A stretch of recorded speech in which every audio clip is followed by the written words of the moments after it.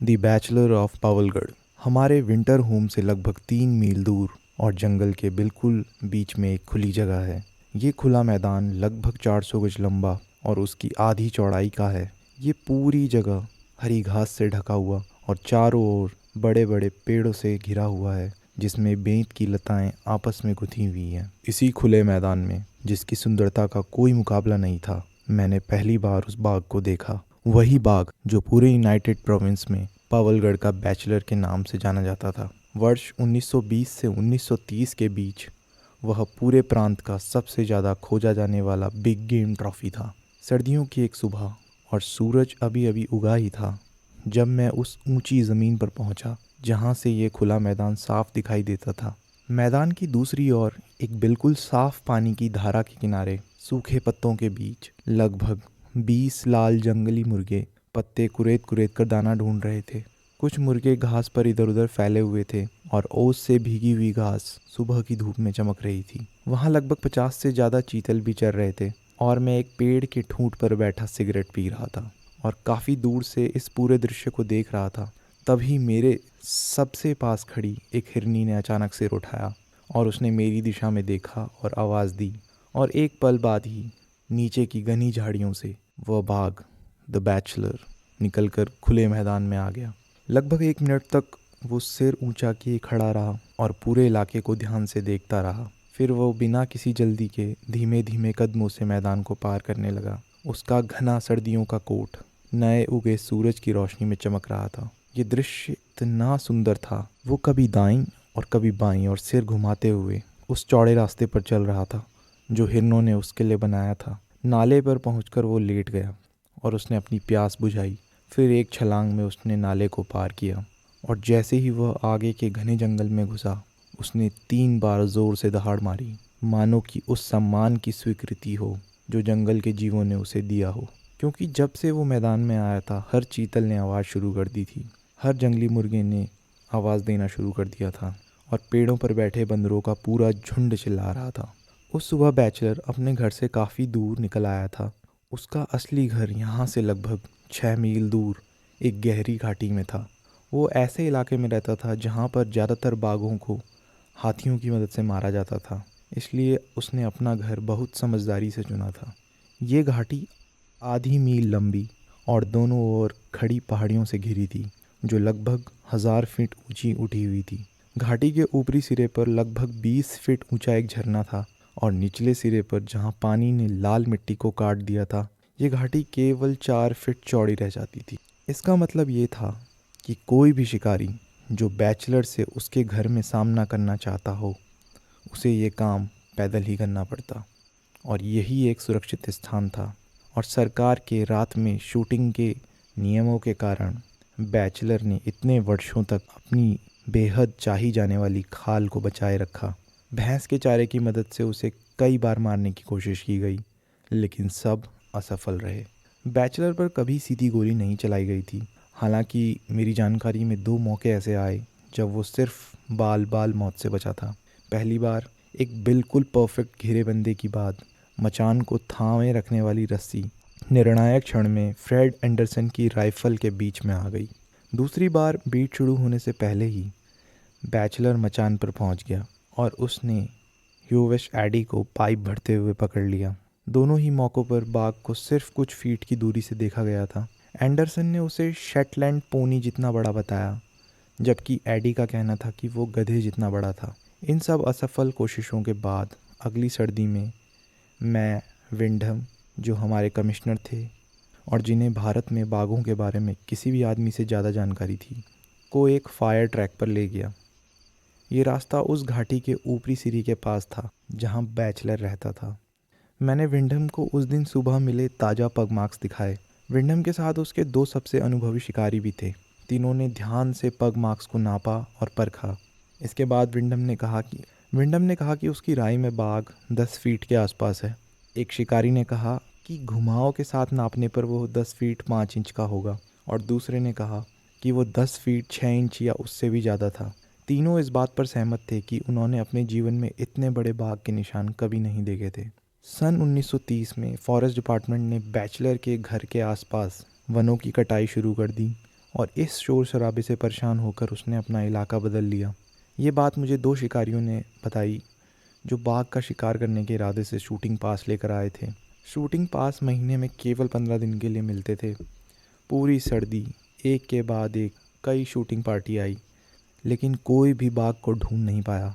सर्दी के आखिर में एक बूढ़ा डाक रनर जो रोज़ सुबह शाम जंगल से होकर 7 मील दौड़कर एक पहाड़ी गांव जाता था, एक शाम मेरे पास आया। उसने बताया कि उस सुबह उसने पिछले 30 वर्षों में देखे गए सबसे बड़े बाघ के पग मार्क्स देखे हैं। उसके अनुसार बाघ पश्चिम से आया था और लगभग 200 गज सड़क पर चला और फिर पूर्व की ओर मुड़ गया। वहाँ पर एक रास्ता था जो एक बादाम के पेड़ के पास से शुरू होता था। वो पेड़ हमारे घर से लगभग 2 मील दूर था और एक जाना पहचाना निशान था। बाघ का लिया गया वो रास्ता आधे मील तक घने जंगल से होकर जाता था, फिर एक सफ़ेद जलधारा को पार करता था और बाद में मवेशियों के रास्ते से जुड़ता था जो पहाड़ियों के नीचे नीचे चलता हुआ एक गहरी और घनी घाटी में घुस जाता था, जो कि होती है बाघों की पसंदीदा जगह। अगली सुबह जल्दी जल्दी रॉबिन को साथ लेकर मैं खोज पर निकला। मेरा उद्देश्य उस जगह तक पहुंचना था जहां मवेशियों का रास्ता घाटी में घुसता था, क्योंकि वहीं आने जाने वाले हर जानवर के निशान मिलते हैं। शुरू से ही रॉबिन को समझ आ गया था कि आज कोई ख़ास काम है। उसने ना तो उड़े हुए जंगली मुर्गों पर ध्यान दिया, ना भौंकने वाले हिरणों पर, और ना ही उन सांभरों पर जो हमारे सामने खड़े होकर आवाज़ दे रहे थे। जहाँ रास्ता घाटी में घुसता था ज़मीन सख्त और पथरीली थी। रॉबिन ने पत्थरों को सूंघा और मेरे इशारे पर आगे बढ़ गया। मैं उसके व्यवहार से समझ गया था कि वो बाघ की गंध पर है, और गंध बिल्कुल ताज़ी है। आगे ज़मीन पर मुझे बाघ के पग मार्क्स मिले। एक नज़र में मुझे यकीन हो गया कि हम बैचलर के बिल्कुल पीछे हैं और वो हमसे बस 1-2 मिनट आगे था। आगे रास्ता पथरीला था और फिर एक खुले मैदान की ओर जाता था। मैंने सोचा अगर बाघ रास्ते पर ही रहा तो हम उसे खुले मैदान में देख लेंगे, लेकिन तभी रॉबिन बाईं ओर मुड़ा और 2 फीट ऊंची घास में घुस गया। उसके आगे क्लेरोडेंड्रोन की घनी झाड़ियाँ थी। ये पौधा 5 फीट तक ऊंचा होता है और बाघ, सांबर और जंगली सूअर इसे छाया के कारण पसंद करते हैं। रॉबिन रुक गया और पीछे हटकर मुझे इशारा किया कि वो आगे नहीं देख पा रहा है। मैंने उसे उठाया और अपनी बाईं बाह पर टांग लिया ताकि मेरे दोनों हाथ राइफ़ल के लिए आज़ाद रहें। धीरे धीरे आगे बढ़ते हुए झाड़ियों के हिलने से मुझे समझ आ गया कि बाघ आगे जा चुका है, लेकिन वो खुली जगह में दिखाई नहीं दिया। रॉबिन ने इशारा किया कि वो पास की एक गहरी और संकरी घाटी में उतर गया है। ये घाटी एक अकेली पहाड़ी तक जाती थी जहाँ बाघों के रहने वाली गुफाएं थीं। मैं नज़दीकी मुकाबले के लिए तैयार नहीं था और नाश्ते का समय भी हो गया था, इसलिए हम वापस लौट आए। नाश्ते के बाद मैं अपनी हैवी .450 राइफ़ल लेकर अकेले लौटा और आगे जो हुआ वह अनुभव मेरी स्मृति में आज भी जलते निशान की तरह दर्ज है।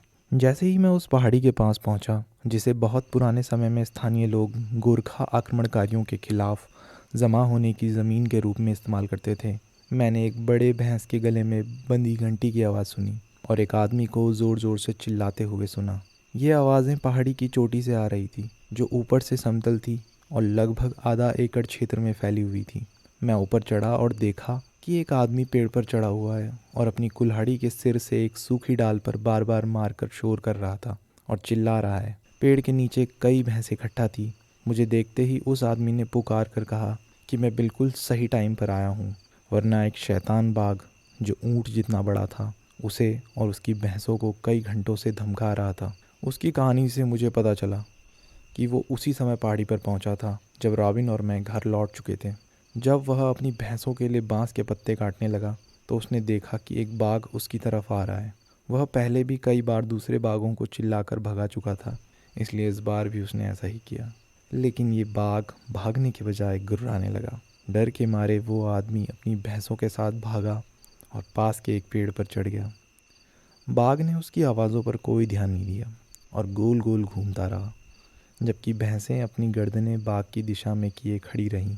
संभवतः बाघ ने मुझे आते हुए सुन लिया था, क्योंकि मेरे पहुंचने से कुछ ही पल पहले वो वहां से चला गया था। यह आदमी मेरा पुराना परिचित था। गांव के मुखिया से झगड़े से पहले इसने इन जंगलों में मुखिया की बंदूक से काफ़ी गैरकानूनी शिकार किए थे। जब उसने मुझसे विनती की कि मैं उसे और उसकी भैंसों को जंगल से सुरक्षित बाहर ले चलूं। मैंने उसे आगे चलने को कहा और खुद पीछे रहा ताकि कोई भैंस पीछे ना छूट जाए। शुरू में भैंसें अपनी गोलाकार रक्षात्मक बनावट छोड़ने को तैयार नहीं थी, लेकिन थोड़ी मेहनत के बाद हमने उन्हें आगे बढ़ा दिया। हम उस खुले मैदान के आधे रास्ते ही पहुंचे थे कि हमारी दाईं ओर जंगल से बाघ की दहाड़ सुनाई दी। वो आदमी घबराकर एकदम रुक गया और मैंने भैंसों को आगे हाँकना शुरू किया। हमारे और सुरक्षित खुले वाटरवे के बीच लगभग 1 मील का बहुत घना जंगल था, जिसके पार मेरे दोस्त का गांव था और उसके भैंसों की सुरक्षा।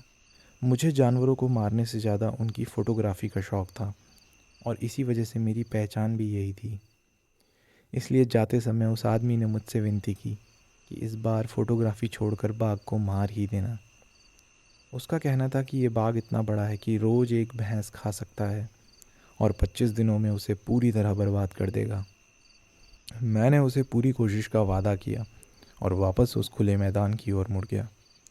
वहाँ जो अनुभव हुआ उसका हर एक पल आज भी मेरी स्मृति में जलती हुई लकीर की तरह दर्ज है। जब मैं मैदान में पहुँचा तो मैंने वहाँ बैठकर इंतज़ार करने का फ़ैसला लिया।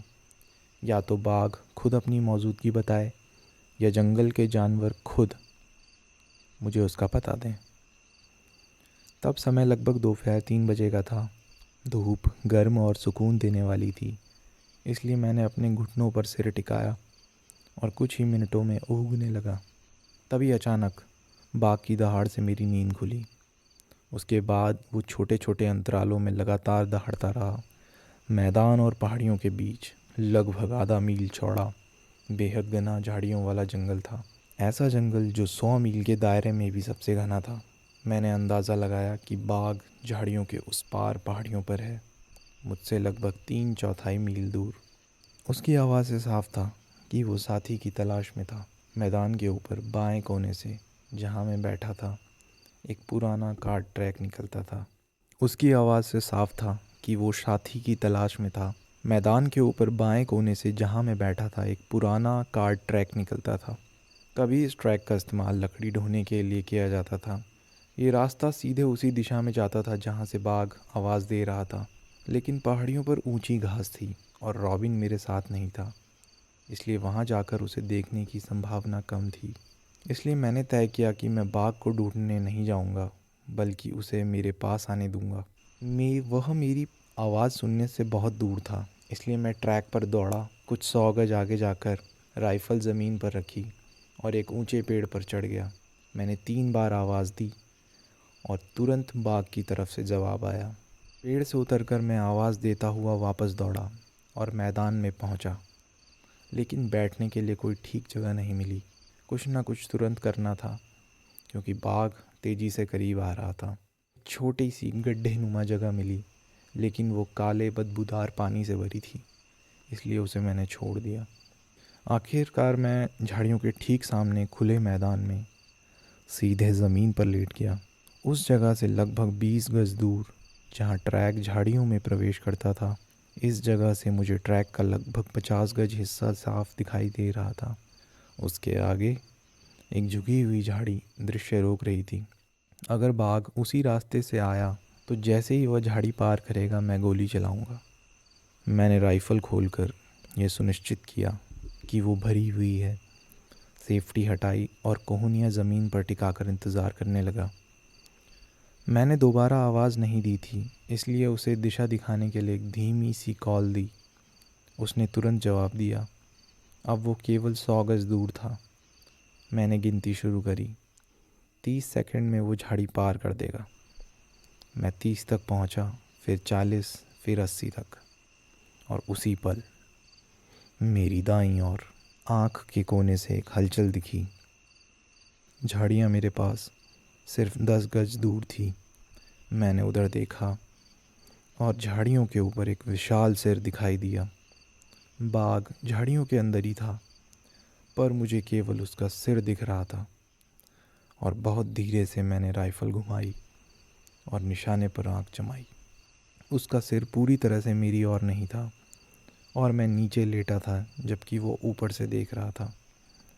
मैंने उसकी दाईं आँख के ठीक नीचे 1 इंच निशाना लगाया, ट्रिगर दबाया और अगले आधे घंटे तक लगभग डर के मारे मैं मर ही गया था। बाघ तुरंत गिरकर मरने की बजाय सीधी झाड़ियों के ऊपर पूरी लंबाई में हवा में उछल गया और पीछे गिरते हुए एक हरे गिरे पेड़ पर जा टकराया। और फिर मैंने उस गुस्से को देखा। उसने उस पेड़ पर हमला कर दिया। वो पेड़ को चीर फाड़ कर टुकड़े टुकड़े कर रहा था, दहाड़े पर दहाड़े मार रहा था।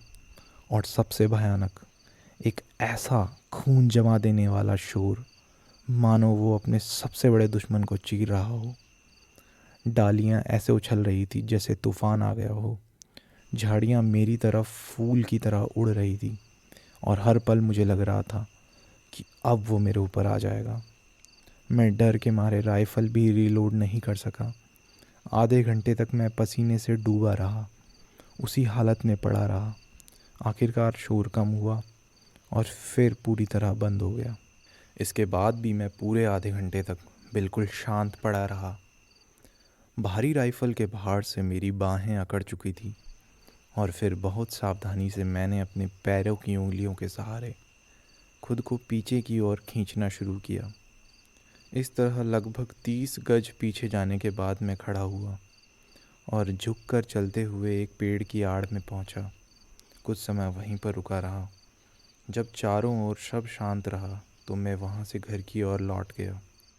दोस्तों, अगली सुबह मैं अपने एक आदमी के साथ लौटा जो पेड़ों पर चढ़ने में माहिर था। पिछली शाम मैंने देखा था कि खुले मैदान के किनारे एक पेड़ खड़ा है जहाँ से बाघ गिरा था, लगभग 40 गज दूर। हम बहुत सावधानी से उस पेड़ के पास पहुँचे। मैं उसके पीछे खड़ा रहा और वो आदमी पेड़ की चोटी तक चढ़ गया। काफ़ी देर तक ध्यान से देखने के बाद उसने नीचे झांक कर सिर हिला दिया। जब वो नीचे उतरा तो उसने मुझे बताया कि बहुत बड़े इलाके में झाड़ियाँ पिचक कर गिरी हुई हैं, लेकिन बाघ कहीं दिखाई नहीं दे रहा है। मैंने उसे दोबारा पेड़ पर भेजा और कहा कि अगर जरा भी हलचल दिखे तो तुरंत मुझे चेतावनी देना। फिर मैं उस जगह की ओर बढ़ा जहाँ बाघ ने उत्पात मचाया था। उसने सच में काफ़ी तबाही मचाई थी। पेड़ की मोटी मोटी शाखाएं और लकड़ी की बड़ी पट्टियाँ उसने नोच नोच कर अलग कर दी थी। कई झाड़ियाँ जड़ों सहित उखड़ चुकी थी और कई को उसने दांतों से चबाकर गिरा दिया था। चारों ओर खून ही खून बिखरा हुआ था। ज़मीन पर खून के 2 जमे हुए तालाब थे और उसमें एक के पास एक हड्डी का टुकड़ा पड़ा हुआ था, लगभग 2 इंच चौकोर। जांच करने पर मुझे पता चला कि ये बाघ की खोपड़ी का हिस्सा था। कहीं से भी खून की कोई लकीर बाहर जाती नहीं दिखी। खून के वो 2 तालाब और ये बात पक्का सबूत थे कि जब मैं पिछली शाम वहाँ से निकला था तो बाघ वहीं मौजूद था। और यह भी साबित हुआ कि मैंने जो सावधानियाँ बरती थी वो बिल्कुल ज़रूरी थी, क्योंकि जब मैं वहाँ से हट रहा था मैं दुनिया के सबसे ख़तरनाक जानवर से सिर्फ 10 गज दूर था और एक ताज़ा जख्मी बाघ। उस जगह के चारों ओर चक्कर लगाते हुए मुझे पत्तों पर कहीं कहीं खून के हल्के निशान दिखे, जो शायद उसके चेहरे के रगड़ खाने से बने थे। और इन निशानों को देखकर मुझे समझ आया कि बाघ सीधी रेखा में लगभग 200 गज दूर एक विशाल सेमल के पेड़ की ओर गया था। मैं वापस उस पेड़ पर चढ़ा जहाँ मेरा आदमी बैठा था, ताकि ऊपर से पूरे इलाके को देख सकूं, जहाँ मुझे आगे जाना पड़ सकता था। मेरे मन में एक अजीब सी बेचैनी थी कि कहीं बाघ अभी ज़िंदा ना हो। सिर में गोली लगे बाघ कई दिनों तक ज़िंदा रह सकते हैं और कभी कभी घाव से पूरी तरह उबर भी जाते हैं। इस बाघ के सिर का एक हिस्सा गायब था और ऐसे हालात में मैंने पहले कभी किसी जानवर से सामना नहीं किया था। मुझे नहीं पता था कि वो कुछ घंटों में मरेगा या कई दिनों में या बूढ़ा होकर भी मरे। इसी वजह से मैंने फ़ैसला लिया कि उसे एक आम जख्मी बाघ मानकर कोई भी अनावश्यक जोखिम नहीं लूँगा। पेड़ से ऊपर देखते हुए मुझे दिखा कि सेमल के पेड़ की सीधी रेखा से थोड़ा बाईं और 2 और पेड़ खड़े थे। पहला पेड़ खून वाली जगह से 30 गज दूर था और दूसरा उससे 50 गज आगे। मैंने अपने आदमी को पेड़ पर ही बैठा दिया और खुद नीचे उतरकर एक राइफ़ल, एक शॉटगन और 100 कारतूसों की थैली उठाई। बहुत सावधानी से पहले मैं पेड़ तक गया और करीब 30 फीट ऊंचाई तक चढ़ा। रस्सी की मदद से मैंने हथियार ऊपर खींचे, राइफल को पेड़ की 2 शाखाओं के बीच जमाया ताकि ज़रूरत पड़ने पर तुरंत इस्तेमाल कर सकूं।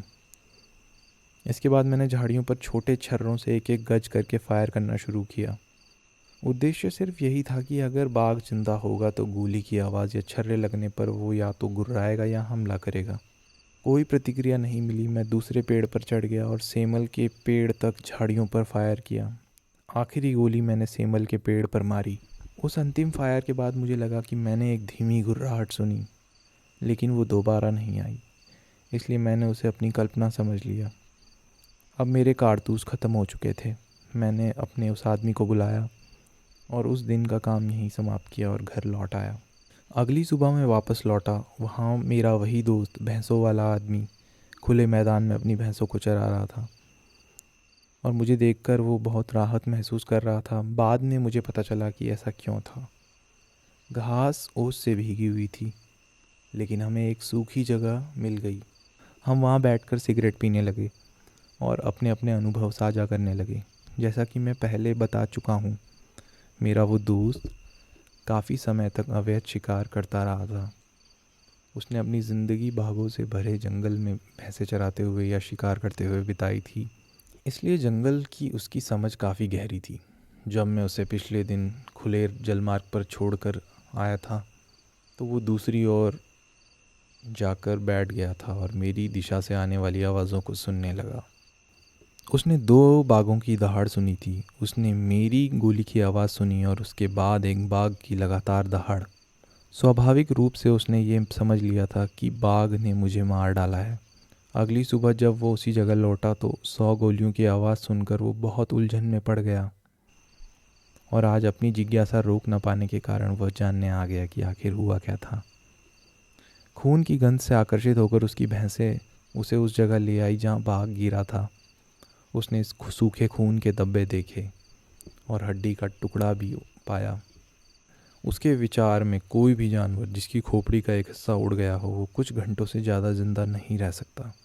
वो इस बात को लेकर इतना निश्चित था कि बाघ मर चुका है कि उसने मेरे लिए उसे ढूंढ निकालने के उद्देश्य से अपनी भैंसों को जंगल में ले जाने का प्रस्ताव दे दिया। मैंने बाघों को खोजने के लिए भैंसों की मदद इस्तेमाल किए जाने वाले इस तरीके के बारे में सुना ज़रूर था, लेकिन इसे कभी खुद आजमाया नहीं था। और जब मेरे दोस्त ने अपनी भैंसों को अगर कोई नुकसान पहुँचे तो उसका मुआवजा लेने पर सहमति दी, तो ही मैंने उसका प्रस्ताव स्वीकार किया। हमने 25 भैंसों को इकट्ठा किया और उस रास्ते पर चल पड़े जिस पर मैंने पिछले दिन छर्रे बिखेरे थे। भैंसें हमारे पीछे पीछे चल रही थी और हम सेमल के पेड़ की ओर बढ़े। हमारी गति बहुत धीमी थी क्योंकि न सिर्फ हमें ऊंची ऊंची झाड़ियों को हाथों से हटाकर ये देखना पड़ रहा था कि पैर कहाँ रखें, बल्कि भैंसों को भी बहुत ही स्वाभाविक आदत इधर उधर भटकने की, उसको भी बार बार रोकना पड़ रहा था। जैसे ही हम उसी पुराने पेड़ के पास पहुँचे जहाँ झाड़ियाँ हल्की थी, मैंने एक छोटा सा गड्ढा देखा। वो सूखे पत्तों से भरा था जो दबकर चपटे हो गए थे। उस पर खून के कई धब्बे थे, जो सूखे हुए, कुछ जमने की अवस्था में और एक बिल्कुल ताज़ा। जब मैंने हाथ ज़मीन पर रखा तो वो गर्म थी। जितना भी अविश्वसनीय लगे, लेकिन ये सच था कि बाघ पिछले दिन इसी गड्ढे में लेटा था और वो तभी वहाँ से हटा जब उसने मुझे और भैंसों को पास आते देखा। अब भैंसों को खून की गंध मिल चुकी थी। वह ज़मीन कुरेदने लगी और जोर जोर से सूंघने और फुफकारने लगी। चूँकि एक ओर से हमला करते बाघ और दूसरी ओर से गुस्साई भैंसों के बीच फंस जाना मुझे जरा भी आकर्षक नहीं लगा, इसलिए मैंने अपने दोस्त का हाथ पकड़ा, उसे घुमाया और खुले मैदान की ओर चल पड़ा। भैंस हमारे पीछे पीछे आ गई। सुरक्षित ज़मीन पर पहुंचने के बाद मैंने उस आदमी से कहा कि वो घर लौट जाए और उसे बताया कि मैं अगले दिन वापस आकर बाघ से अकेले निपटूंगा। जंगल के भीतर जो रास्ता मैं रोज़ घर आते जाते इस्तेमाल करता था, वो कुछ दूरी तक नरम ज़मीन से होकर जाता था। इसी नरम ज़मीन पर इस चौथे दिन मैंने एक बड़े नर बाघ के पगचिन्ह देखे। इन पगचिन्हों का पीछा करते हुए मुझे पता चला कि बाघ सेमल के पेड़ से लगभग 100 गज दाईं और घनी झाड़ियों में दाखिल हो गया था। ये एक अप्रत्याशित समस्या थी, क्योंकि अब अगर मुझे जंगल में कोई बाघ दिखता तो पास जाकर अच्छी तरह देखे बिना मैं ये नहीं जान पाता कि वो घायल बाघ है या दूसरा स्वस्थ बाघ। हालांकि ये स्थिति सामने आएगी तब उससे निपटा जाएगा, फ़िलहाल चिंता करने से कोई लाभ नहीं था। मैं झाड़ियों में घुस गया और सेमल के पेड़ के नीचे बने उस गड्ढे की ओर बढ़ा। कोई खून की ट्रेल वहाँ पर नहीं थी, लेकिन झाड़ियों में टेढ़े मेढ़े रास्तों से मैं चलता रहा। झाड़ियाँ इतनी घनी थी कि कुछ इंच से ज़्यादा आगे देख पाना नामुमकिन था। करीब 1 घंटे बाद मैं एक 10 फीट चौड़े सूखे रेवीन तक पहुंचा। उसमें उतरने से पहले मैंने ऊपर की ओर देखा और वहां पर मुझे बाघ की बाईं पिछली टांग और उसकी पूंछ दिखाई दी। बाघ बिल्कुल स्थिर खड़ा था। उसका शरीर और सिर एक पेड़ की आड़ में छिपे थे। सिर्फ वही एक टांग नज़र आ रही थी। मैंने राइफ़ल कंधे तक उठाई, फिर उसे नीचे कर लिया। उस टांग को तोड़ना आसान था। बाघ केवल 10 गज दूर था। अगर वो घायल बाघ होता तो ऐसा करना सही भी होता, लेकिन उस इलाके में 2 बाघ थे। एक गलत बाघ की टांग तोड़ देना मेरे पहले से ही गंभीर समस्याओं को दुगना कर देता। कुछ क्षण बाद वो टांग ओझल हो गई और मैंने बाघ को दूर जाते हुए सुना। जहाँ वो खड़ा था वहाँ पर मुझे खून की कुछ बूंदें मिली और अब पछताने में बहुत देर हो चुकी थी कि मैंने उसकी टांगें क्यों नहीं तोड़ी। लगभग पौने मील आगे एक छोटी सी धार थी। संभव था कि जख्म से उभरता हुआ बाघ पानी की ओर जा रहा था। या तो उसे रास्ते में रोकना था या पानी के पास उसका इंतज़ार करना था। मैं एक गेम पाथ पर चल पड़ा जो मुझे पता था कि किसी की उसी धार की ओर जाता है। कुछ दूर जाने के बाद मेरे बाईं ओर एक सांभर जोर से बोला और जंगल में भाग गया। अब ये साफ हो गया था कि बाघ लगभग बराबर की स्थिति में है। मैंने अभी कुछ ही कदम बढ़ाए थे कि एक सूखी लकड़ी के जोर से चटकने की आवाज़ आई, जैसे कोई भारी जानवर उस पर गिर पड़ा हो। ये लगभग 50 गज दूर से आई थी आवाज़, ठीक उसी जगह से जहाँ सांभर ने आवाज़ की थी। सांभर ने साफ साफ जंगल के जीवों को बाघ की मौजूदगी की चेतावनी दे दी थी, इसलिए वो लकड़ी निश्चित रूप से उसी बाघ ने तोड़ी थी। मैं हाथों घुटनों के बल नीचे उतर आया और उस दिशा में रेंगने लगा जहाँ से आवाज़ आई थी। यहाँ झाड़ियाँ 6 से 8 फीट ऊंची थी। ऊपर घनी पत्तियाँ थी और तनों पर कम पत्ते, जिससे 10-15 फीट तक देखा जा सकता था। मैं लगभग 30 गज आगे बढ़ चुका था और मन ही मन कामना कर रहा था कि बाघ हमला करे तो सामने से ही आए, क्योंकि किसी और दिशा में मैं फायर नहीं कर सकता था उस कंडीशन में। तभी मुझे कुछ लाल सा दिखा जिस पर ऊपर की पत्तियों से छनती धूप पड़ रही थी। वह सूखे पत्तों का ढेर भी हो सकता था और बाघ भी। मैं दाईं और 2 गज खिसककर बेहतर नज़ारा पा सकता था। मैंने सिर झुकाया, अपनी ठोड़ी ज़मीन से लगाई और पेट के बल रेंगते हुए वहाँ पहुँचा। सिर उठाते ही मैंने बाघ को अपने सामने पाया। वह झुककर बैठा था और मुझे घूर रहा था। धूप उसके बाएं कंधे पर चमक रही थी। ठीक उसी पल मैंने अपनी राइफ़ल को सीधा किया और 2 गोलियां बिना रुके चला दी। मेरी 2 गोलियां लगते ही वो बिना किसी आवाज़ के करवट लेकर गिर पड़ा। जब मैं उसके पास खड़ा हुआ और उसके शानदार शरीर को देखा तो उसके पंजों की जांच करने की ज़रूरत ही नहीं थी। मेरे सामने पवलगढ़ का बैचलर पड़ा था। 4 दिन पहले चली गोली का निशान चमड़ी की एक सिलवट में छिपा हुआ था। उसके सिर के पीछे एक बड़ा छेद था जो आश्चर्यजनक रूप से साफ और स्वस्थ दिख रहा था। मैं जानता था कि मेरी राइफ़ल की आवाज़ का लोग इंतज़ार कर रहे होंगे, इसलिए उनकी चिंता दूर करने के लिए मैं तुरंत घर लौट आया। जब मैं शिकार की आखिरी घटना सुना रहा था और चाय का एक पूरा प्याला पी रहा था, मेरे आदमी इकट्ठा हो रहे थे। मेरी बहन मैगी और रॉबिन भी 20 लोगों की एक केयरिंग पार्टी के साथ पहुँचे। हम वापस उस जगह गए जहाँ बाघ खड़ा था। खंबे से बांधने से पहले मेरी बहन और मैंने उसे नाक से पूंछ की नोक तक नापा और फिर पूंछ की नोक से नाक तक। घर पहुंचकर हमने दोबारा माप लिया ताकि कोई भूल ना रह जाए। ये नाप जोख कानूनी रूप से कोई मूल्य नहीं रखती, क्योंकि वहाँ कोई स्वतंत्र गवाह मौजूद नहीं था। फिर भी यह रोचक है क्योंकि ये दिखाती है कि अनुभवी जंगल के लोगों को पग चिन्ह देखकर बाघ की लंबाई का कितना सटीक अनुमान होता है। विंडम ने कहा था कि बाघ 10 फीट यानी लगभग 10 फीट 6 इंच। एक शिकारी ने उसे 10 फीट 5 इंच बताया, दूसरे ने 10 फीट 6 इंच या थोड़ा ज़्यादा। इन अनुमानों के 7 साल बाद मेरी बहन और मैंने बाघ की लंबाई 10 फीट 7 इंच ओवर कर्व्स पाई। मैंने ये कहानी विस्तार से इसलिए सुनाई है क्योंकि मुझे पूरा यकीन है कि 1920 से 1930 के बीच बाघ का शिकार करने वाले लोग ये जानने में रुचि रखेंगे कि पावलगढ़ के बैचलर की मृत्यु कैसे हुई। धन्यवाद।